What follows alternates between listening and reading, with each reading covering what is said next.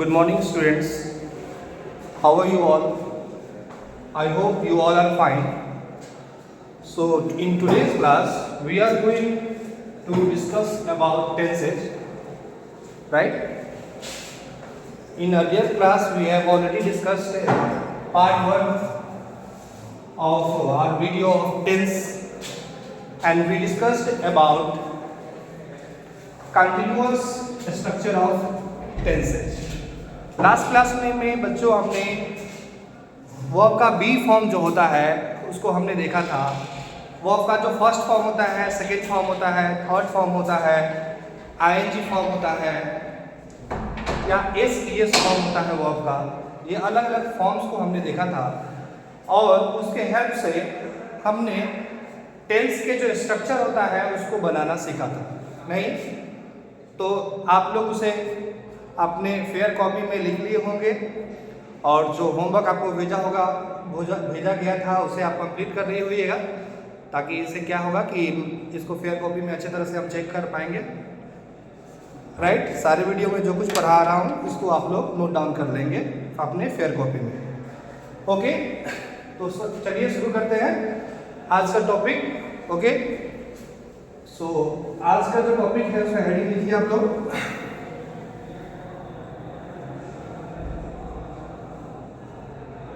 Perfect state of an action.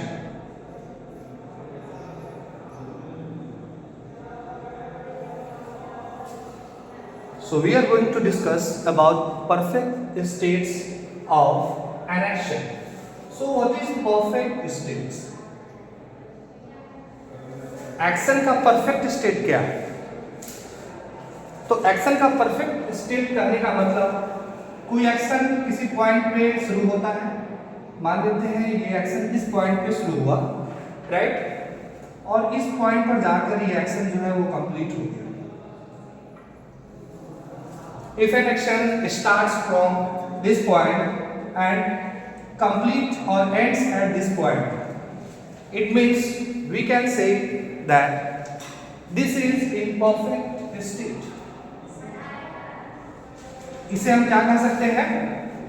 उसी एक खास बिंदु पे यहाँ पर जो क्रिया है, एक्शन जो है वो शुरू हुआ और यहाँ पर एक पार्टिकुलर पॉइंट पर जाकर ये एक्शन खत्म हो गया, तो इसे हमने कंप्लीट बोला। और ये बोला मैंने कि एक्शन कैसा नेचर का है? परफेक्ट नेचर का है। मतलब क्या है? टेंस में इसी कंप्लीट एक्शन को हम किस नाम से जानते थे?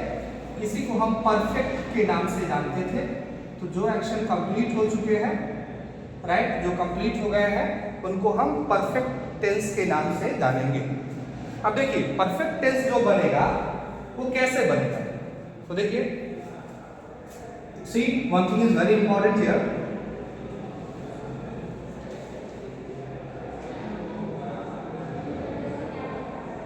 Here we have forms of have।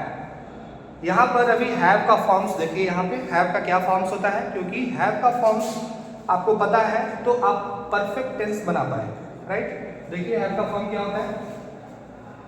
वो हमने इसको सर्कल में क्यों लिखा है आपको? क्योंकि have यहाँ पर जो है ये बेस फॉर्म, कौन सा फॉर्म है? बेस फॉर्म है। बेस फॉर्म बोले या तो इसको हम रूट फॉर्म भी बोलते हैं। क्यों बोलते हैं बच्चों? क्यों? क्योंकि जितने भी फॉर्म्स हैव का बनेगा वो इसी फॉर्म से बनेगा, यही उसका ओरिजिन है, यही उसका रूट है, यही उसी का बेस है। इसीलिए हम इसको क्या बोलेंगे? बेस फॉर्म या root form. You got it? So now tell me first form of verb. So first form of have is have and have, has and have, right. तो जो बेस फॉर्म हैव है इसका first form जो है वो क्या होता है? हैज होता है और हैव होता है। कल बताए थे आप लोगों को कि फर्स्ट फॉर्म हम प्रेजेंट टाइम के लिए यूज करते हैं, मतलब प्रेजेंट टेंस में हम यूज करेंगे वो आपका first form, right. Second form जो हो जाएगा वो हमारा हो जाएगा हैड। सेकेंड फॉर्म हम कहाँ यूज करते हैं? We use second form of verb in case of past tense, right. वहीं पे हैव का जो थर्ड फॉर्म होता है वो भी क्या होता है? हैड ही होता है। हैड का जो थर्ड फॉर्म होता है वो भी सेम होता है, वो भी क्या होता है? हैड होता है। और आईएनजी फॉर्म भी आपको देखने को मिलता है जो कि हैविंग होता है। बेस फॉर्म में आप क्या करते हैं? आईएनजी को ऐड कर देते हो तो वो फॉर्म हमारा आईएनजी फॉर्म कहलाता है। ये सब हमने पढ़ा था, राइट। तो मुझे लगता है कि यहाँ तक आप लोगों को समझ में आ चुका है, राइट। इसे आप लोग समझने की कोशिश कीजिए। देखिए अब हम क्या करते हैं, इससे जितने भी परफेक्ट स्ट्रक्चर के जो टेंस है उसे हम अभी बनाएंगे। तो यहाँ पर ध्यान दीजिएगा थोड़ा।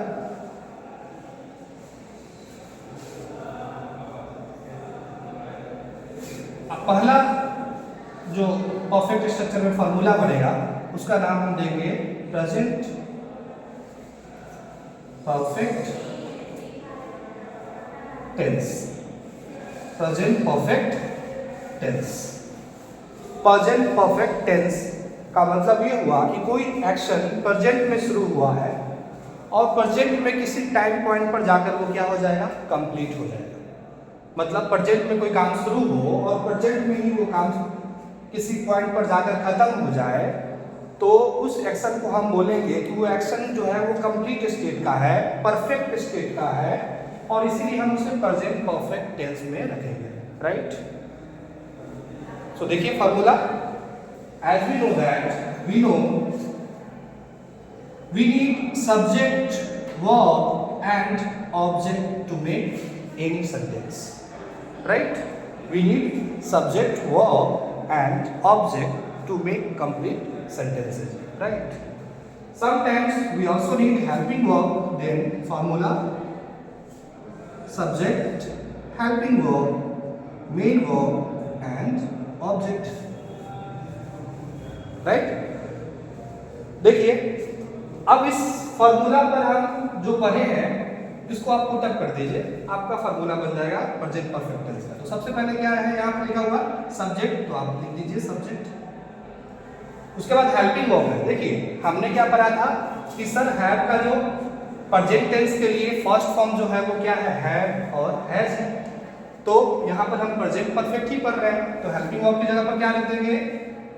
Has oblique have. ये हमारा क्या हो गया? हेल्पिंग वर्ब हो गया। अब हेल्पिंग वर्ब के बाद याद रखिएगा हैज, हैव, हैड, इन तीनों के बाद मेन वर्ब जो होता है वो थर्ड फॉर्म में यूज होता है, राइट। इसको मैं लिख भी दे रहा हूं यहाँ पे, whenever, wherever you are using third form of verb, right,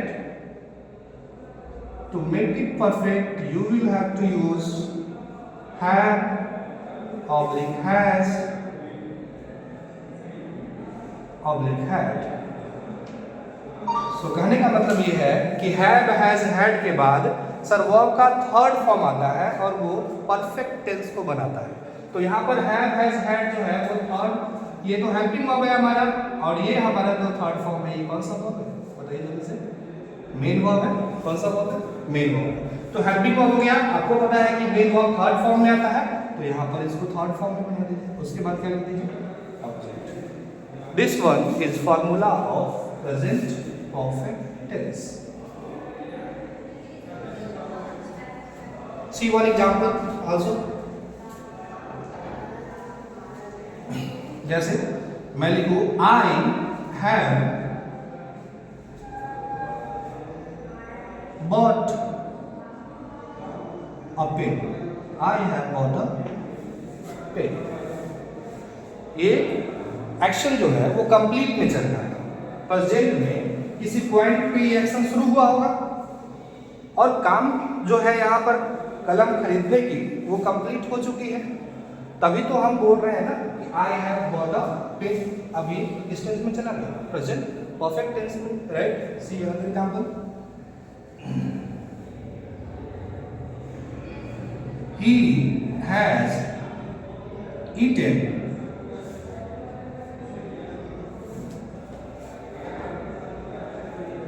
many apples. He has eaten many apples. अब यहाँ पर हमने देखा कि ये एक्शन जो है वो कंप्लीट नेचर का है और इसे हम प्रेजेंट में रेफर करना चाह रहे हैं, तो हमने प्रेजेंट परफेक्ट टेंस यूज किया, राइट। इसी को आप नॉट लगाकर हेल्पिंग वर्ब और मेन वर्ब के बीच में क्या करते हैं, नॉट का प्रयोग क्या होता है, नॉट का प्रयोग हम हेल्पिंग वर्ब और मेन वर्ब के बीच में करते हैं, राइट। अगर आप केवल ये बोलिएगा कि सर हेल्पिंग वर्ब के बाद नॉट लगा दीजिए, तो ये तो सही होगा, लेकिन जब सेंटेंस इंटेरोगेटिव हो जाएगा तो पता ही है कि इंटेरोगेटिव सेंटेंस में क्या होता है, सबसे पहले हेल्पिंग वर्ब आता है, राइट, उसके बाद सब्जेक्ट आता है, फिर मेन वर्ब आता है, फिर ऑब्जेक्ट आता है और लास्ट में क्वेश्चन मार्क भी लगाना पड़ता है, that is sign of interrogation, right. So याद रखिएगा, जब हम इसको नेगेटिव बनाएंगे तो हेल्पिंग वर्ब के बाद हम क्या लगा देंगे, नॉट लगा देंगे। हेल्पिंग वर्ब और मेन वर्ब के बीच में हम यूज किए क्या, नॉट, तो ये बन जाएगा हमारा सेंटेंस नेगेटिव। और इंटेरोगेटिव सेंटेंस में हेल्पिंग वर्ब को पहले यूज कर लेंगे, तो इसको आप लोग देखेंगे। सो अब दूसरा फॉर्मूला हम लोग पढ़ते हैं, इधर मैं लिख रहा हूं, दूसरा फॉर्मूला जो है वो है हमारा पास्ट परफेक्ट टेंस।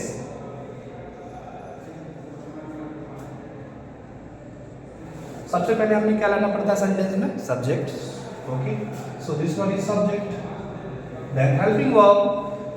पास्ट के देखिए फॉर्म, सेकेंड फॉर्म जो होता है वो पास्ट में यूज होता है, पता है ना। सेकेंड फॉर्म यहाँ पर कौन है, आपका सेकेंड फॉर्म क्या है, हैड है, तो यहाँ पर हैड यूज कर लीजिए, हैड। हेल्पिंग वर्ब हो गया। अब हेल्पिंग वर्ब को क्या चाहिए, मेन वर्ब। बताइए परफेक्ट टेंस में मेन वर्ब किस में जाता है, थर्ड फॉर्म में जाता है। हैज, हैव, हैड के बाद कौन सा फॉर्म आता है, थर्ड फॉर्म आता है। So write third form of verb, और वर्ब के बाद सेंटेंस में आता है ऑब्जेक्ट। और ये जो हमारा फॉर्मूला बन गया, ये किसका बना, past perfect tense. So the structure of past perfect tense is here, subject plus had plus verb का third form plus object, right.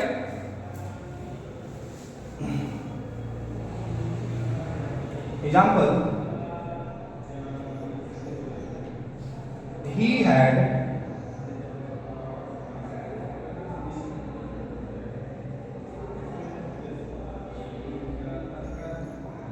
completed his task, he has completed his task, he has completed his task में आप देखिए ये जो task है ये complete कब किया गया है, ये टास्क कंप्लीशन का जो टाइम है वो कब का है, तो आप देखेंगे कि पास्ट का है। जो एक्शन कंप्लीट हुआ वो कब कंप्लीट हुआ है, पास्ट में हुआ है, तो कहीं ना कहीं ये एक्शन पास्ट में ही शुरू हुआ होगा, किसी पास्ट के पॉइंट पे शुरू हुआ एक्शन और पास्ट में ये एक्शन क्या हुआ, कंप्लीट हो गया। तो इसको हम रेफर करेंगे, तो पास्ट को रेफर करने के लिए हमें कौन सा फॉर्म चाहिए होगा, वो आपका सेकेंड फॉर्म, राइट। और टेंस क्या चाहिए होगा हमारा, पास्ट परफेक्ट टेंस। तो ये हमारा फॉर्मूला बना पास्ट परफेक्ट टेंस का, राइट। She had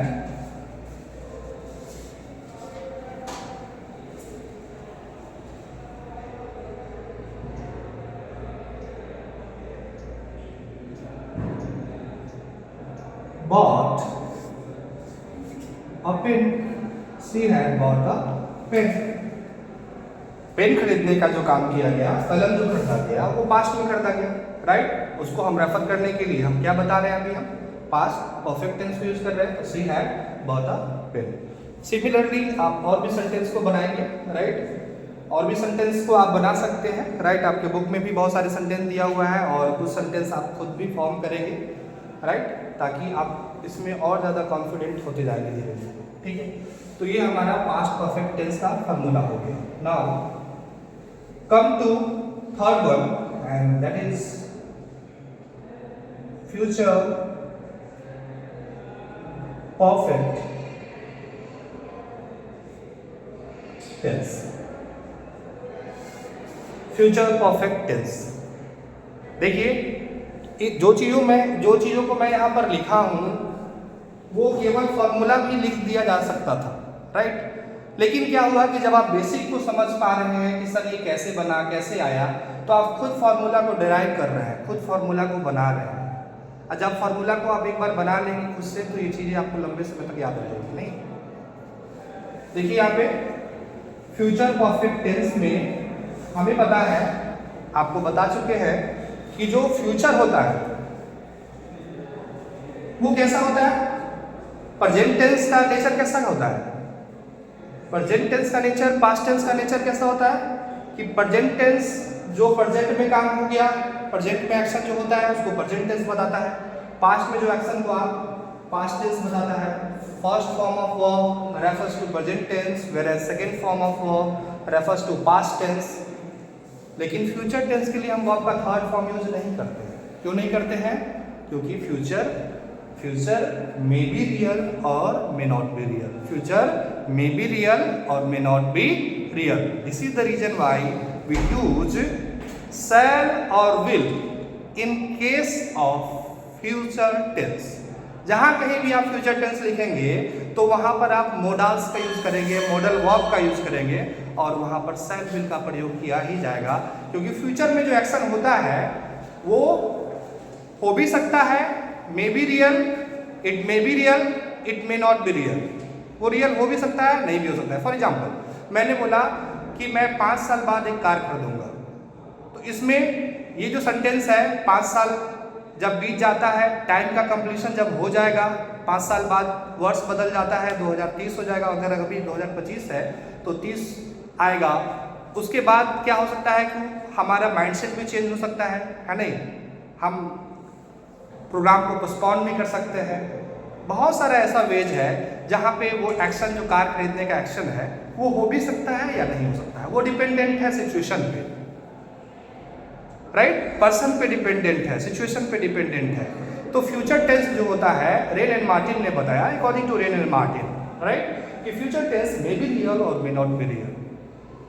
लेकिन कई बार ऐसा होता भी है कि फ्यूचर टेंस में हम क्या करते हैं, वो समय बीत भी जाता है, आपके पास पैसा भी होता है, आपका माइंडसेट भी है कि चलिए हम कार खरीद लेते हैं, आप जाते हो एजेंसी में कार खरीद कर ले आते हो, तब तो वहाँ पर एक्शन कंप्लीट हो जाता है ना।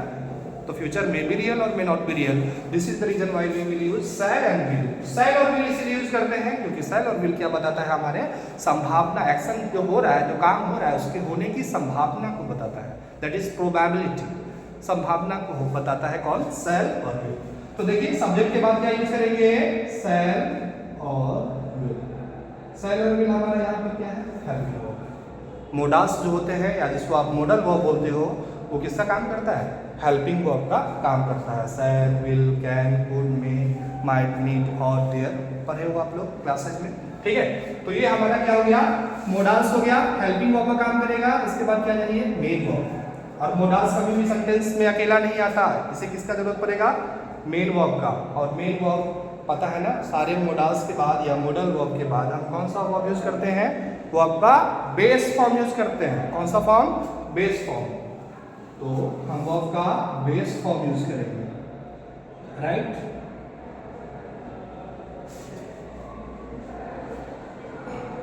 अब बेस फॉर्म जब यूज करेंगे तो हमें क्या फॉर्मूला बनाना है, फ्यूचर परफेक्ट का।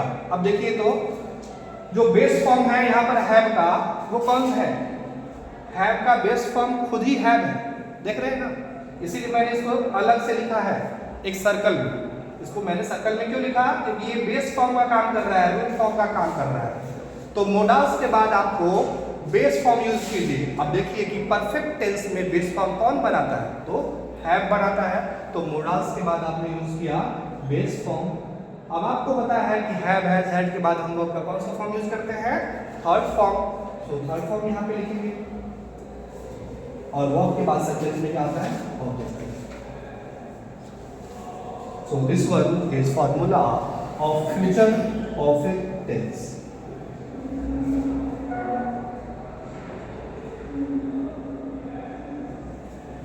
राइट। तो देखिए हमने ये जो अभी फार्मूला देखा, सबसे पहले हमने देखा प्रेजेंट परफेक्ट टेंस जिसका फार्मूला बना subject has, have plus verb का थर्ड फॉर्म प्लस ऑब्जेक्ट। उसके बाद हमने पास्ट परफेक्ट का फार्मूला देखा, subject plus had plus verb का थर्ड फॉर्म प्लस ऑब्जेक्ट बन गया।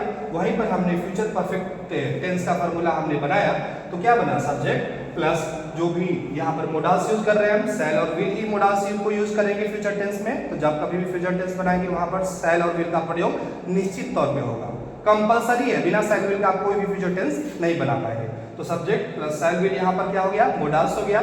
और इसको चाहिए वर्ब का बेस फॉर्म, और हैव का बेस फॉर्म हैव है, तो हमने हैव लिख दिया। उसके बाद वर्ब का थर्ड फॉर्म लिखा, उसके बाद हमने क्या लिखा, ऑब्जेक्ट। चलिए इसका भी एग्जांपल देखते हैं, let's see some example.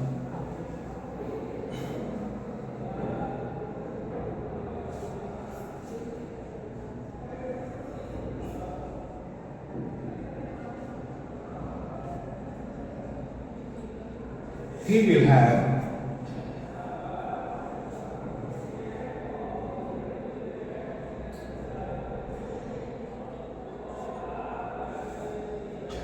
completed his project.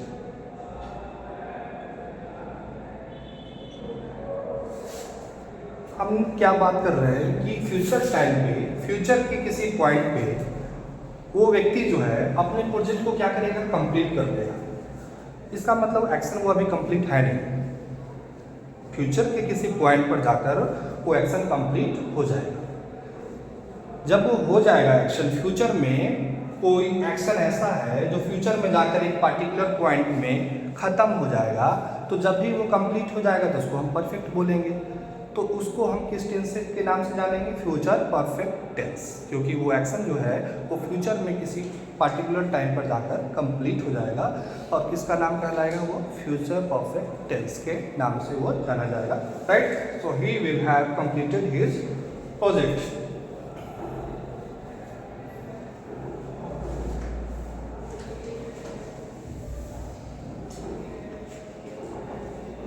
सो ये सारी चीज़ों को नोट डाउन कर लीजिए आप लोग।